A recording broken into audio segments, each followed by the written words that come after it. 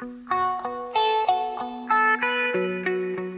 friends, what's up? Kaz here. Welcome back to another tutorial of EssentialsX. This one, we're going to talk about warps, and then specifically how do you change and make it so that you can really configure what warps players have access to. The first thing to talk about is they need to have access to the permission essentials.warp. That's just to see or to be able to run that warp command. Then they're going to need essentials.warp.list in order to list all the warps. See, if we do warp, it's going to say no warps to find. Same thing with warp list. I think it's just warp, and it's going to show us all of those. Now, if you want people to be able to set and delete warps, they're going to need essentials.setWarp or essentials.delwarp. Now, the next thing that they need, once you have all of that stuff set up, they need essentials.warps, plural, .warp name. It's the same thing with the kits. It's plural and then the warp name. And then you also need to enable it in the configuration file, which will be over here.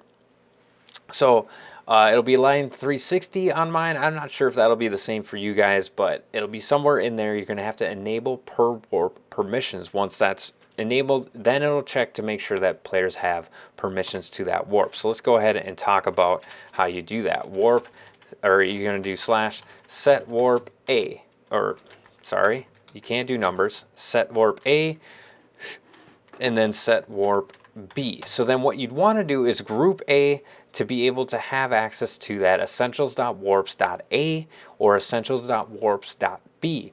And then as they go up in their ranks, as B inherits from A, now they have access to A and B rather than just A. So now you can do warp A, warp B. You can actually do warp and see all of the warps that you have available to you. So that's pretty much it. So you would do PEX user, or you do group A. I don't have a group A, but we'll do that, and then do add essentials.warps.A. Then they would have access to that warp in there. Or you could negate if you're inheriting, and then they wouldn't have access to that warp. I'm up, so I can have access to all warps.